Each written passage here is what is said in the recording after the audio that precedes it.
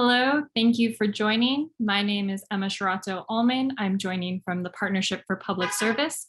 We and the IBM Center for the Business of Government are so excited to welcome you to the first session in our cloud computing webinar series. This first session will focus on federal cloud models, the business case, and benefits to the public. Please see the housekeeping notes on the chat function, Q&A function, and please take a moment to answer our 3-question opening poll while we're getting settled here. Thank you. I'll take this opportunity to introduce Mark Lerner, our head of federal technology programs at the Partnership for Public Service, who will lead further introductions and opening remarks for our event. Thank you. Thank you so much, Emma. Really glad to have you all joining us today to talk about this important topic. Cloud infrastructure is rapidly becoming the norm across government, and for good reason. The scalability, flexibility, and modern features that the cloud provides align well with many of the evolving challenges and needs of government agencies. Of course, there is no consistency across government on what types of cloud infrastructure to use. Different agencies, subcomponents, and even offices use different cloud infrastructure for their different needs. This too is often for a good reason. Each specific context comes with unique challenges and needs. Some offices use a hybrid approach where they take advantage of data center infrastructure that they manage alongside using cloud hosting. Others have migrated more fully to the cloud and either invest directly into a single provider, deepening their expertise and involvement in one set of products and technologies, or across multiple providers where they can take advantage of the benefits of multiple products from different companies. Today, we'll be looking into the decision-making processes that cloud adopters went through to land where they are today. How do they go about understanding their needs? What trade-offs did they have to make? And how have their decisions around cloud technologies changed over time? The partnership, in conjunction with the IBM Center for the Business of Government, is hosting a series of webinars on these topics. And today, we've got a panel conversation with cloud practitioners and experts to describe their journeys and help us learn from their examples. Here to moderate today's discussion is Dan Chenek. Dan joins us today as the Executive Director of the IBM Center for the Business of Government. He brings a wealth of knowledge around cloud technologies, including being one of the first architects, one of the initial architects on the 2008 Cloud First strategy as part of the transition team. Jonathan Album joins us as the Federal Chief Technology Officer and Principal Digital Strategist of ServiceNow. Following his service in a variety of senior executive positions in the federal government, including leading an IT modernization strategy at the Department of Agriculture as CIO, he now advises agencies on how to derive business value from data on premises or in multi-cloud environments. Captain Joseph Bukowski also joins us. Joe is the Acting Cloud PMO Director of the National Oceanic and Atmospheric Administration, Office of the CIO. He contributes to NOAA's cloud strategy from his current acting position and draws on his previous service as ACIO for the Office of Marine and Aviation Operations.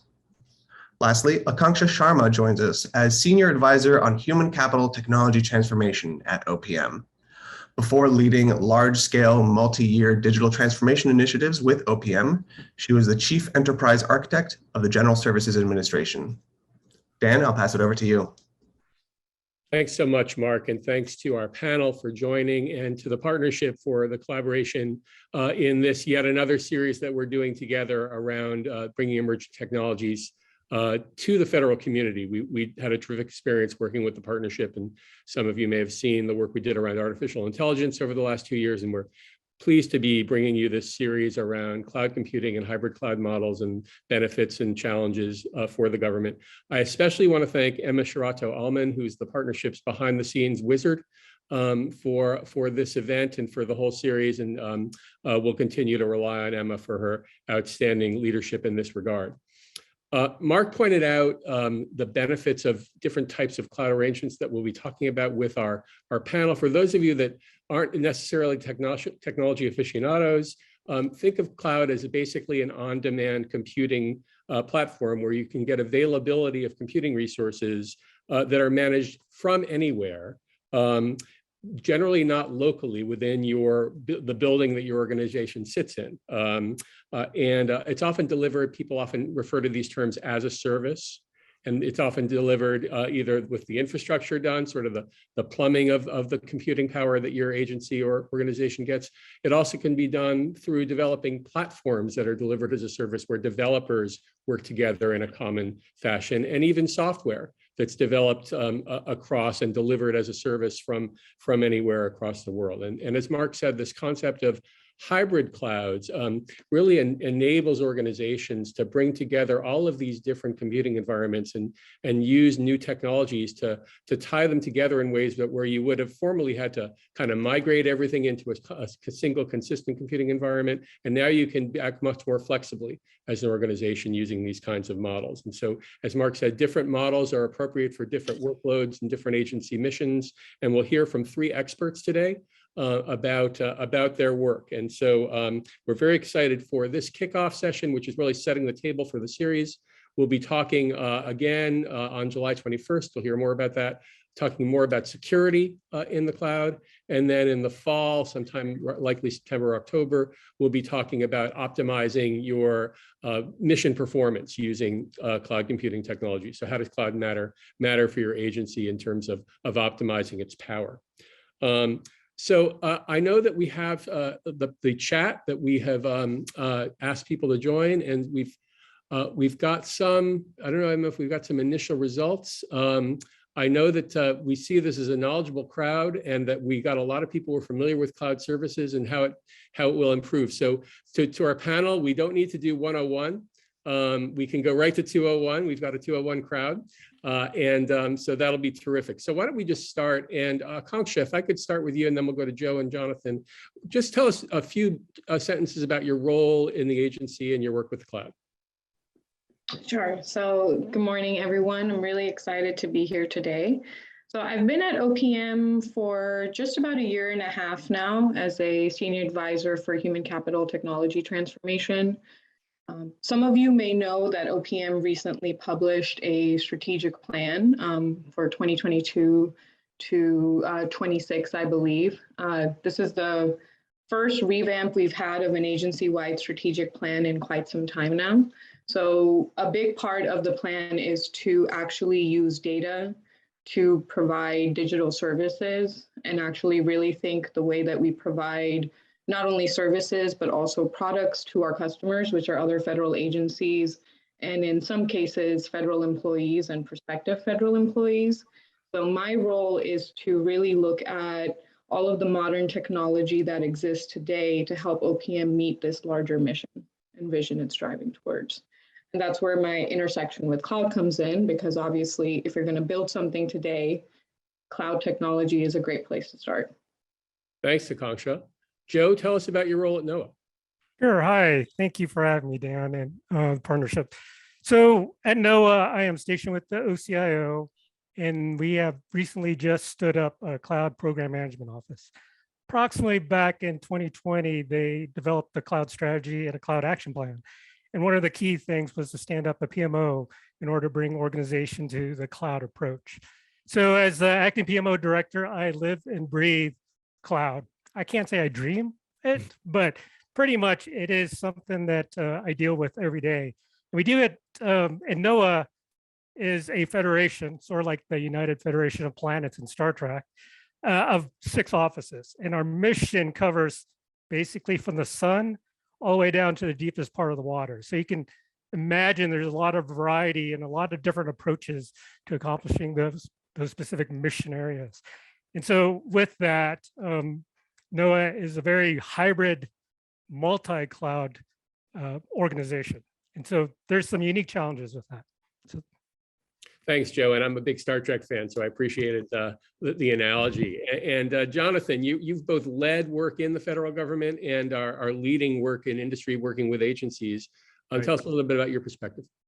Well, thanks, Dan. Pleasure to be here. The perspective I bring is going to be a little bit, not to steal the phrase hybrid, which you've already talked about, but it is a little bit hybrid because sometimes, I think about things from my current role, where I'm supporting agencies as they think about ways to accomplish their mission using cloud technologies, ServiceNow is a software as a service, right? So there's a lot of benefit that can come from using platforms like we've discussed. But I entered all these conversations with a history as a chief information officer and a leader in federal IT organizations, going back many years. And when I started as a deputy CIO at the Food and Nutrition Service, an agency in USDA, there was no cloud. We ran our systems in a computer room in our office in Alexandria. Even though the Department of Agriculture had a very robust data center, we still ran things in a room in a building, right? And over time, we had a strategy to migrate things elsewhere. And sometimes we went into a professional USDA data center, other times things moved to the cloud based on a number of reasons. So I can remember the early days where we still were trying to decide, should I keep this very close to me? Should I move this somewhere else internal, or should we go into a new technology? And over time, it's shifted so much such that, we're no longer thinking about should I, it's more about how, and oftentimes it's, how fast can I move these capabilities that I have out of a space that was never designed to host systems or manage technology out of, to somewhere else. And I think we're more and more making the decision that I can utilize an infrastructure as a service. I can utilize a software as a service to get my mission done. I can do that securely, and I can do that in a way that speeds the time to value and offers a really strong mission delivery. But during my government career, I really saw a lot of this transition, and also some of the human aspects that come with this as you introduce new technologies and you change the way that people have to do their work, and at times, exactly what their work is. So really look forward to the rest of the conversation today. Well, thanks, Jonathan. And so let's get into the operational aspect. So Joe, from the PMO perspective, what type of cloud infrastructure does your agency use, and why did you pick that strategy? And I apologize, I'll probably use Star Trek quite a bit in my talk. So the 6 planets offices were really the forefront of cloud. And so each one went and initiated their independent cloud projects during the past decade or so as they researched into it. So as you can imagine, everyone kind of went different paths, different providers. And so organically, when PMO was stood up and when we approached this as an organization, we evolved into literally a multi-cloud hybrid approach. And it just kind of developed that way. Within each office, they selected their particular swim lane that they liked, whether it's specific to AWS or just SaaS or GCP or Azure. So at the end of the day, when the PMO was stood up, we already had our marching orders, so to speak. And we had a hybrid mix of multi-clouds as well as a large mixture of SaaS. And so that's how we approached organizationally our infrastructure, cloud infrastructure. Great. And Akanksha, how about at OPM? Not quite as far flung as perhaps NOAA, but certainly complex. Yes, so we're still, I would say, at the early part of our cloud journey, if you will. I mean, OPM has gone through some interesting and tough times over the last few years. So this is really a new day for us and a time to reconceptualize the way that we interact with our customers and what types of digital services that we want to provide to them. We're lucky that we have a CIO partner who agrees, and that's why we're really leaning towards a hybrid multi-cloud strategy, because that gives us a lot of flexibility and also, greater time to market in terms of being able to deploy solutions.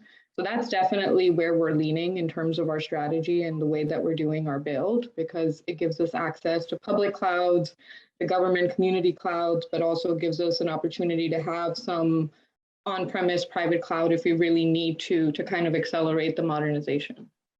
Thanks, Akanksha. And I know your CIO, Guy Cavallo, is doing just a great job in bringing a lot of expertise to that work. Jonathan, you talk about USDA's sort of journey in a few words about sort of how that came together. Sure. Well, as I mentioned, when I started, we ran our own computer room and hosted systems in our own office space. And, for a large federated agency like USDA, it's about 100,000 people, 20 plus offices, many mission areas. IT grew up very organically in those agencies. So when I began my government career at the Food and Nutrition Service, there was a desire to at least, can we get things into a centralized data center to the largest extent possible? You think we're probably involved in some of those early data center consolidation kinds of activities. And, that set the stage for sub-agencies recognizing, okay, we need to get a handle on what our data is and what our systems are, and really evaluate the best place for them. And in some cases, that was moving into a USDA data center, and ours was in Kansas City. There were others.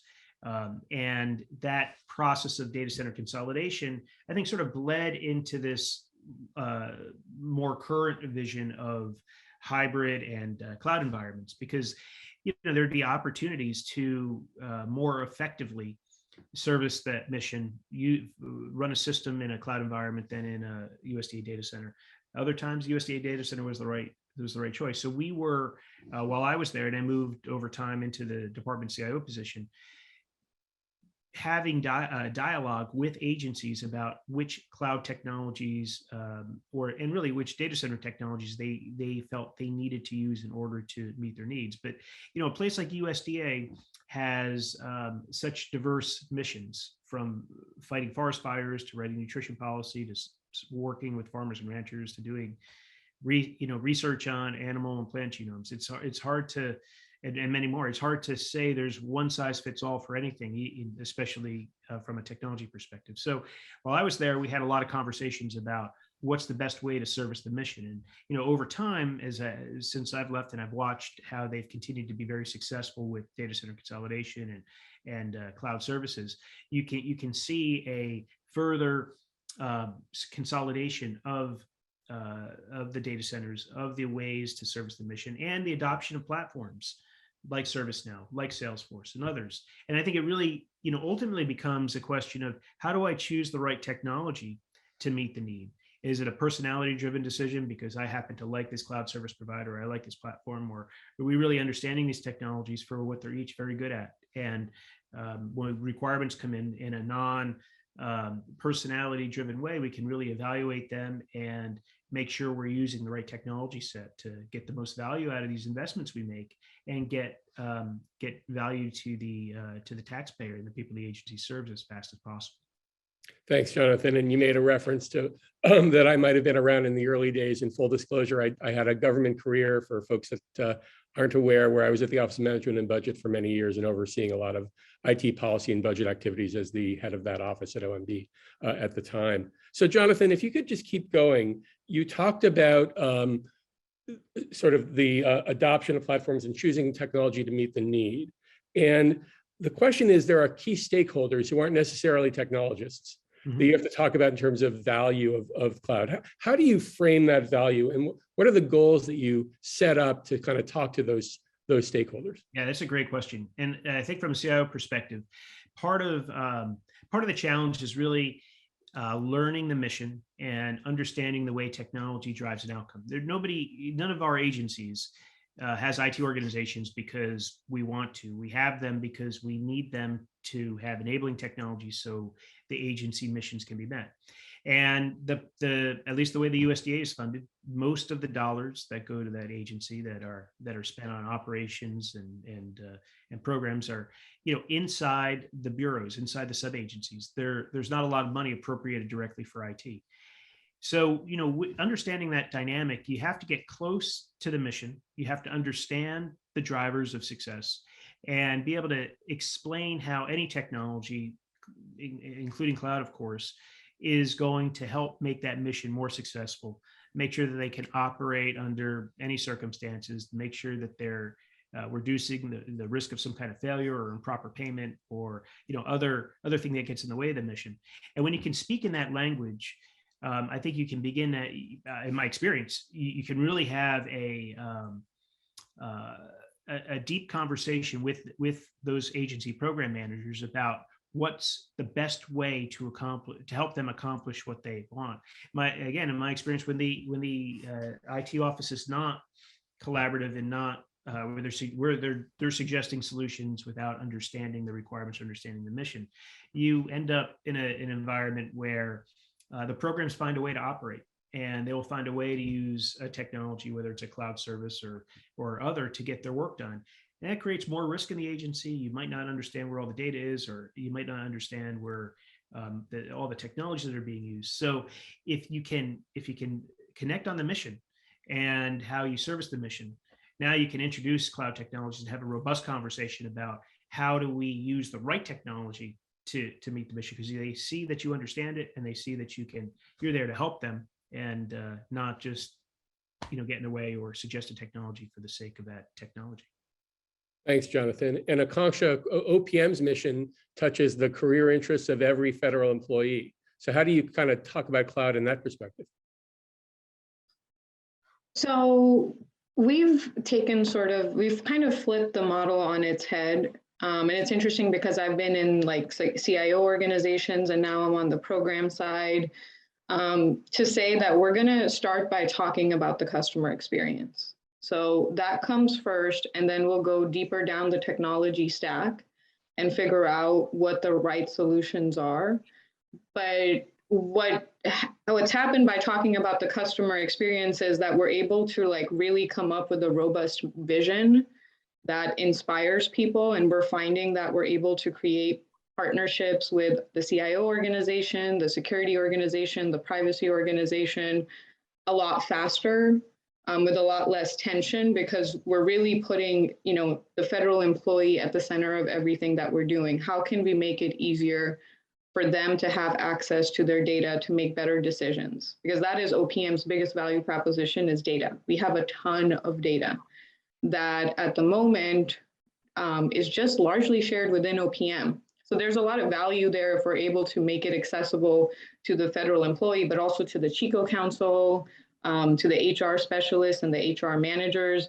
And I've noticed that when we start talking about the experience, that first of all puts the customer really at the center of everything, and all of the decisions become much more about, okay, great, what's going to meet the business requirement, versus having back and forth just about technology solutions for sometimes the sake of it, right? And that's where some of the personality-driven stuff can come in that Jonathan was talking about.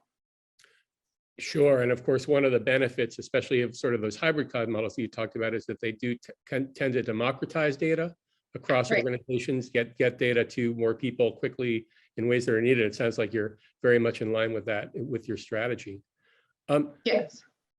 Joe, so from a Star Trek perspective, cloud computing is just one part of the sky, I suppose.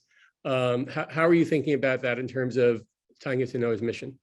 So, I think Jonathan and Akanksha made some really good points from a customer experience perspective, and the fact that, all the funding does go out directly to the field. And I'm going to talk a little bit about my role when I was a CIO at the Marine Aviation side, the sailing and flying. From a customer perspective, you're the scientist on a boat in the middle of the ocean, your third month, right? Haven't been home for whatever period of time. And the boats are not cruise boats. They're not pleasure boats.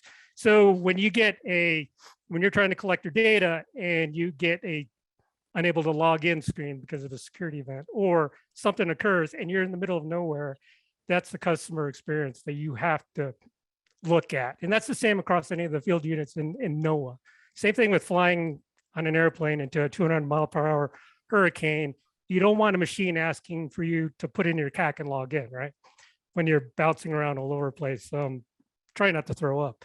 So at the end of the day, recognizing your mission and tying that into what's the best way to enable that scientist to collect their data, because that's what they need to do. That's all about the mission. Everything else, at least from my perspective, say from a cloud PMO or an organizational perspective, needs to be an enabler of that to make it as fast as possible, as easy as, and it's on the PMO or the headquarters or organization to make sure we meet the regulations, but at the same time enabling that collection of the data, which is really at the end of the day, the main goal and mission for that organization. I think that's a dichotomy that a headquarters or a PMO or the CIO office has to deal with in order to allow that scientist to collect the data. Thanks so much, Joe. And if we're now going to get a little more technical, and the questions are starting to come in. So please, those of you that are out there looking at the webinar, please feel free to add those questions to the chat, and we'll get to them in a few minutes. But talk a little bit about the benefits of the hybrid approach versus the sort of, if you were to go with a single provider. And you started to talk a little bit about this with the complexity of your organization, but just expand on that from sort of a technology architecture perspective. I'm sorry, me, Dan? Yep, go ahead. Okay, yeah, no, sure. So challenges, at least from an organization, from a PMO perspective, resource-wise, knowledge base, you're dealing with multiple vendors and trying to match up or align the different nuance or vendor-specific speak to something that you have to organize, right, at a level across all the cloud. Whereas a specific program or line office can and probably should focus on one particular vendor, because then they can optimize their resource and align to a single architecture. But from an organization that's managing a multi-cloud hybrid approach, you don't have that. You don't have that ability. You can't really. And so while it provides a lot of challenges, particularly in resource and knowledge base, it does give you the flexibility, though, from being able to not be dependent on one particular cloud vendor, but also allow you the experience of multiple cloud vendors, and expands your knowledge base and gives you the ability to provide options to your particular program or line offices to say, hey, you don't necessarily need to be stuck in this one particular swim lane. We have other swim lanes. So it allows you to provide or enable even more services for that particular program or office. Thanks, Joe. And Akanksha, you mentioned you were some early in the cloud journey in terms of where you are. Did Joe's points resonate with sort of the decision processes you're going through? Are there different ones that you're considering as well? They do definitely resonate. I mean, it's all about, I think, compromise. Going with a single provider has its own risks associated with it.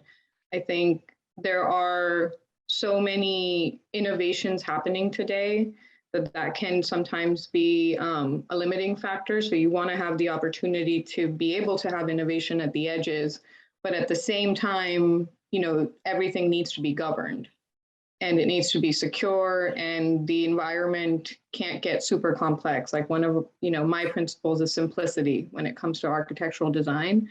And so I would say we have a couple more criteria in there when we're kind of deciding, when we were kind of deciding what the multi-cloud strategy should look like. And it's really meant to be like, you know, there's enterprise offerings.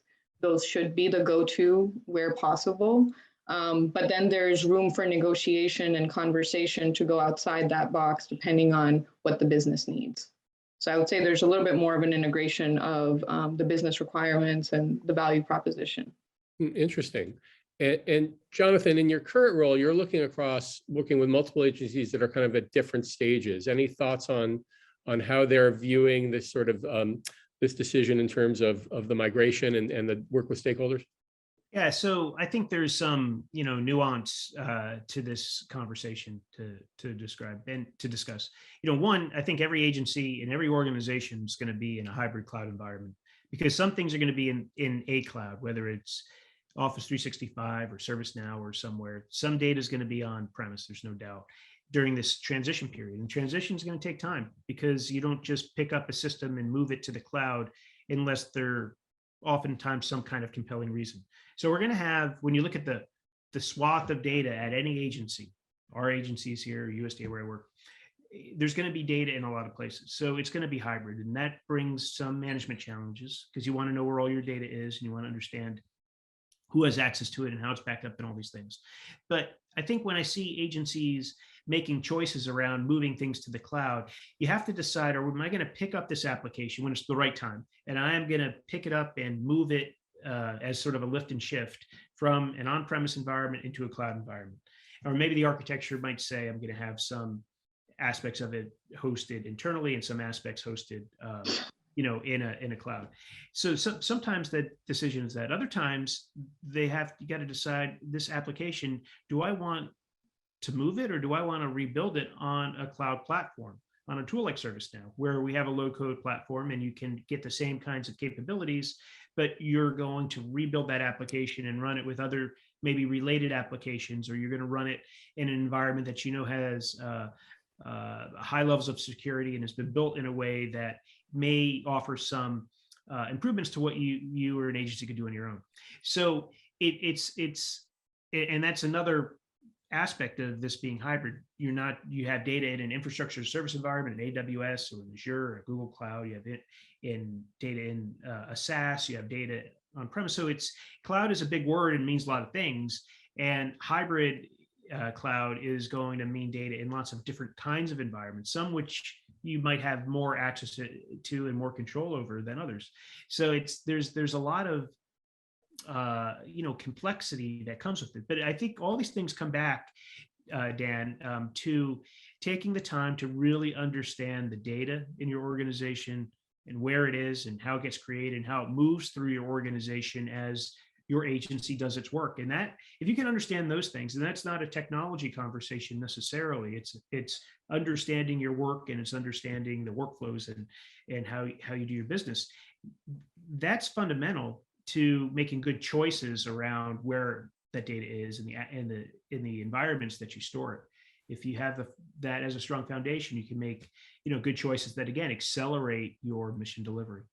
Sure, and that reinforces a conscious point around data and analytics and how cloud models can really benefit in terms of driving that across a complex enterprise. And Akansha, you mentioned another word that I think covers another question that we talked about discussing, and that's govern. You talked about you have to govern all of this sort of from a perspective, not just technology, but how does it fit into the mission space? How does it affect how work gets done at the agencies and the skills that are needed? Talk a little bit more about the governance of this migration. Right. Well, when you look at, cloud technology, or really any technology for that matter of fact, whether you do SaaS, PaaS, or infrastructure as a service, I think you always have to consider the change management component, the people component. How are people going to adopt this, and how are you going to manage all of these different endpoints that have now gotten created? And so I came from, GSA, where we had so many options. Like we had Salesforce, we had ServiceNow, we had AWS, like we had a lot of different cloud options. And we did, start to need to get into, okay, how are we going to govern these? Because we're starting to create point solutions, and our agency users are actually getting a little frustrated from having, one user experience on one platform, then having to go to another platform to do a small task, and then having to go to another platform to do something else. And so that's really something we're trying to prevent at OPM, because we have the opportunity to sort of start from scratch. So governance has been a big part of our CIO's agenda, and it's something that as a program we're super integrated with him on, because we want to make sure that when we roll things out, they're easy to understand, they're easy to manage, and the value proposition of it is really clear from an employee perspective. Great, and thanks, Akansha. And Joe, of course, the PMO exists in large part to exercise governance across the enterprise at NOAA. Talk a little bit about that strategy. Sure. So given the federation, as I'm going to call it, what we really had to do is focus, what's the common items, what's the common need across all the line offices and across the hybrid space as well, that we could focus on, really focus on, and provides a value chain and to be an enabler for the mission. So what we kind of, at least at NOAA, what we kind of figured out is authentication, networking, cybersecurity, and the billing aspect. I think those are common, no matter what cloud system or SaaS, whatever type of even on-premise stuff. Those are really 4 common denominators across. So I think that's what we selected to focus on in the PMO, and really because of the way the organization is shaped, we really had to take a look at a common denominator, because expanding beyond that starts to, I wouldn't say the word interfere, but you start to get into mission specific areas, right? In which case then your resource requirement expands, because then you need to address each kind of mission line with each office. So that's what we fold back to what the common denominator, that we can provide the best value across all the mission lines. Mm-hmm. So Jonathan, and we're going to get to Q&A in just a few minutes, but if I could ask you to put on your hat as a former member of the Federal CIO Council for a moment. And so how does cloud fit into sort of the government's overall modernization strategy in terms of how the council, how you perceived OMB's role? What's the connection there in terms of governance and evolution of the workforce to move toward cloud? Yeah, it's a really good question. And when you think about, the work OMB was doing around cloud while I was in government for 11 plus years, we went from, a data center consolidation that we talked about to, cloud first, which was, in some ways a big jump forward when, agencies were just really learning what cloud was, and there's still a fair amount of confusion, to cloud smart and, choosing the right cloud, the right technology, which implies having good governance, like Akansha was sort of describing. It's helpful to get the cabinet level CIOs together to talk about these things, because agencies, while they have similarities, they have some unique aspects in terms of funding and in terms of how they deliver their mission. So it's not a one size fits all at USDA or any agency. And it's very difficult at times, I think, for an OMB type organization to put out, a guidance that says you're all going to do this same kind of thing. So if you're in the CIO Council and you can have a dialogue, about why this works and this doesn't, and we can come up with a practical set of guidance for making good choices. Now we start to make more consistent choices across government, and we're using more consistent technology approaches, which allows for knowledge transfer and sharing and best practices to flow across the agencies. And that kind of evolves the environment from one agency is really good because they have great people to all the agencies can be really good because they can learn from those great people, and we're using similar things and we have more consistency. And I think from a industry perspective, when there are fewer sort of oddball kinds of solutions, we can have that learning transfer through the industry partners from one agency to another as well. And we have, better solutions. And again, we can get there faster. And I've said, get there faster in time to value a couple of times, I think, because so often, I think in the federal IT community, we can be criticized for taking too long or spending too much and not delivering, good value. And I think if you're, back in that from a CIO council perspective, if we're thinking, big picture about how do we deliver on our missions across the agencies, and we're thinking about ways to get there fast, and we're being given opportunities to reuse solutions and transfer technologies and have models that can work in a variety of environments, we're doing some foundational things that really impact the person that receives a service from your agency in the end. So I think that's you got to be able to take some steps back and think practically and move on from there. And that's a great statement about one of the purposes of this webinar series is to try to create knowledge sharing across agencies, with industry and with civil society, even in terms of the benefits of this technology for program delivery. So we've got a couple of questions in queue. We're going to get to those in just a minute. I'm going to get one last round, and that's each of you are sort of at different stages, beginning, middle, former government, et cetera. If you think to some decisions that some challenges that you're facing or things that you did that others might learn from in terms of what might you have done differently. Joe, I know you mentioned some in the beginning, some challenges that you faced. What are one or two things that if you could think of a challenge and an activity that you learned from and you might approach differently that our webinar audience can learn from? Start your federation early. I think there's the challenge where, again, most of your innovation is occurring out in the field, and it's really hard to keep up with that innovation, particularly when you have to bring, like everyone stated, some governance over it, right? So if you can get ahead of the bell curve in terms of that innovation occurring and bringing some organization and governance to it as much as you can, even without knowing ultimately where it's going to end up, I think that's your best bet. Individually, the line offices, I know I did do that, but collectively as an organization it was really hard to come at it from the back end when a lot of the leaders are already way ahead of you, if that makes sense. Mm-hmm. Akanksha, any lessons learned that you can share with your brethren? One thing that I think we could have started earlier was change management. And I'll just continue to emphasize that technology is more and more becoming, working in technology is more and more becoming a change management challenge, because we're at this place now where we can get so many services and plug and play with them. So we're still doing the change management, but we could have certainly done more as we're doing this massive pivot. Mm-hmm. Thank you. And Jonathan, you left government, so you can tell us what you really think. Any lessons learned from that experience? Well, sure. When I was in government, the idea that we had a large complex data center that hosted a lot of USDA systems, and we wanted to introduce cloud technologies and cloud options for sub-agencies such that they might not buy a service from the central data center.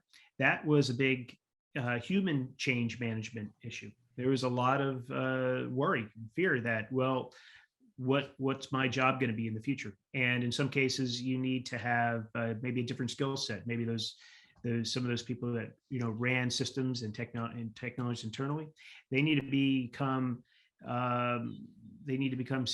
They need to become people who can oversee contracts and inspect what cloud providers are doing. They become cloud brokers. They take on different roles. In some cases, the job changed because there might be a greater focus on a kind of technology that the agencies want to use in this particular location versus something they can get from a commercial cloud provider. So there was a lot of angst, and dealing with that early and often is really key. And while some of that may still be going on in government in some places, I think any change related to technology is not just how I use it or how I choose it, but what does it mean to my job and to the program delivery. Requires attention. From an IT perspective, it's very easy to introduce these technologies in theory because we can all buy them. They're all available to us, and we know that they work generally because we see them working in the commercial world and in government. But getting them to work in your environment with your people is more than just the ones and zeros of IT. There's a real human element, and that cannot be overlooked, and it needs to have a lot of attention on it, in my opinion. Yep, echoes Akanksha's points around change management. I remember I was working with an agency almost a decade ago now, and they were going through an initial migration. And Jonathan, to your point, we worked with the agency to do a mapping of every job and what were the tasks that person was engaged in now, and then what was the new task level, and sort of communicating that. So it does take retail work. In addition to, most people think of cloud migration as sort of wholesale and behind the scenes, but there is a lot of change management 101 that goes on. So we have some questions. If you have any more, feel free to put them into the chat. But the first question is a simple one. And Jonathan, you may have a view on this, just given your work across the agencies. Any sense of the size of the cloud workforce, like if it's been defined? I haven't seen I haven't seen a number that says this many people are involved in cloud on some level. But I think if we had, so I don't want to venture a guess, but I would note that if we had a job series like IT specialist cloud, I bet we would undercount it, because there's a lot of when you think about these software as a service, you think about the people that interact with SaaS tools, low-code platforms that run in the cloud. Those people are not 2210s IT specialists. They can be in a lot of different program categories. So we would likely undercount it if we had it because cloud's so pervasive at this point that everyone is using it and interacting in some way. So it's a great question. I would love to know an answer. Whatever that answer is, I would double it. Akanksha, is there anything that would suggest any data that you've seen from OPM? No, I mean, to kind of Jonathan's point, our job series are much more broad. So it's just, information technologies. That's actually a really good point. We've started to tag, for example, like cyber skills and data skills. Maybe that is something for us to consider as well, is to start looking at cloud skill sets. It's a really good point. And Joe, if you think you may not have an exact number, but maybe a percentage, you see a lot of people who are involved in cloud from the PMO. Is there some sort of even an order of magnitude you could give in terms of sort of folks that are involved? That's a really interesting question. From my perspective, what I've seen, at least within the federal workforce, is the additional duty or sort of a retraining as a on-premise is moved completely into the cloud. That particular IT person may then be completely focused on that cloud, as opposed to split hybrid or used to be focused just in the little data center. I would say it's probably over 25% now, and that probably grows as more on-premise, as well as to someone who mentioned data, as that resides in the cloud. Then that person is refocused or retooled, so to speak, completely on cloud operations. That's it. Great. And we have our crack team, Emma, behind the scenes, did a real-time search in USA Jobs for cloud. And she got 209 hits, but a majority were St. Cloud, Minnesota. So there you go. Probably not quite so many Star Trek inclusions, probably, Joe, but really interesting that this would be a ripe area for future work. Talk a little bit about it. There's a technical question that came in around data mesh and data fabric, and sort of how that, and this gets to the analytics and data points that we talked about earlier. Any of you want to talk about that connection, data fabric and cloud? I have a couple of thoughts on it. So that's actually something we've, I would say, conceptually started experimenting with. OPM has the largest workforce data in the country. So there are a lot of, statistical and analytic opportunities there that researchers are interested in as well, especially now that we're talking about future of work and all these workforce trends. And most of our data is at the edge. So it's at the agency and they are the owners of those data sets. In the past, our architecture has been very much centralized, like let's get all the data, let's do a lot of ETL and get in a central place and spend a lot of time just making the data structured and then doing reporting on it. But as we're thinking about modernization and in some areas transformation, we are considering that opposite model, where we don't bring all the data in centrally, which is kind of what data mesh gets to. And we're actually able to just do that at the edges themselves. So we're looking at some technologies that would help us do that, but it's definitely still at the ideation phase because there's a lot of operational things that would need to get answered because it's a newer model of working for government. Jonathan or Joe, any other thoughts? No, I thought that was a great answer. Great, thanks, Akanksha. And the last question we've got from the webinar audience is around control, and it could relate to governance as well as cybersecurity, which will be the topic of our next webinar. But terms of sort of control of data, control of an agency's activity using the cloud, some people perceive that it can lead to a loss of control when you go to a hybrid model where you're getting lots of third parties interacting with data. Talk a little bit about how you create some accountability in terms of control. And Joe, you want to? Sure. I think Jonathan mentioned it earlier.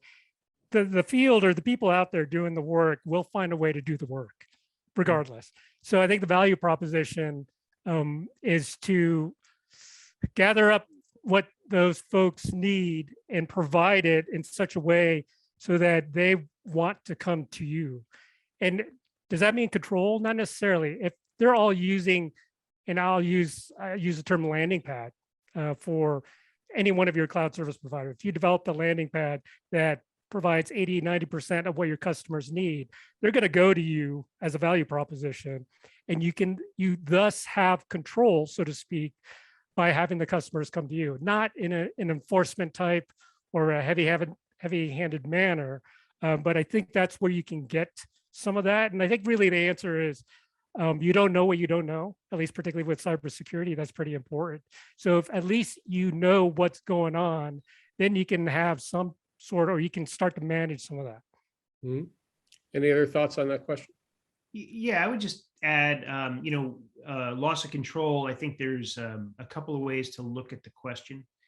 So, when I think back to the transition I was describing at USDA when I was the CIO and we were introducing cloud services for sub-agencies to use, I think that there were some, people who, were going through change in their jobs who felt like they were losing a little bit of control in terms of the agency's ability to have, direct control over the hardware resources that were being used to deliver.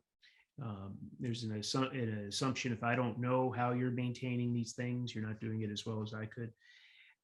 I think there are times where you have to feel comfortable letting go of some of that concern and choosing to offload control of a thing like that to your provider, your vendor that is an expert in it, or presumably sort of expert in those things. I think the other way to think about that question is, you don't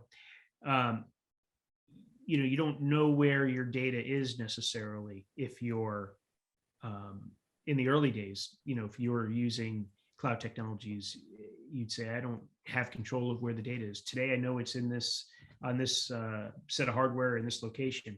On the cloud, as different environments were stood up to support unique federal government requirements, and FedRAMP came into being, and there was more strict guidelines about data being in the continental United States, and that U.S. Employees were going to manage government data. Some of those concerns, in my opinion, abated because you might not know exactly the location of it. You might know the city, or you might know the place. You might not know all the details, but at least now we know that to have this certification, it's got to be managed in a certain way, meet certain security controls, whether it's about who's using the data or how they're interacting with it. And those things provide, assurance that I think make it easier to, again, offload control, like I was saying. So I didn't worry about that as much towards the end of my CIO career. Today, I don't hear it come up in conversations that I have with customers who are thinking about, moving into a SaaS like service now. Yep. Interesting evolution. Akanksha, you want the last word? I think one of the more exciting pieces of kind of legislation and policy that's come out has been around zero trust.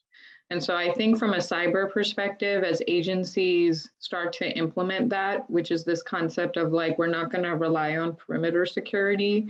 We literally don't trust any endpoint. So we're going to go through the process to make everything secure.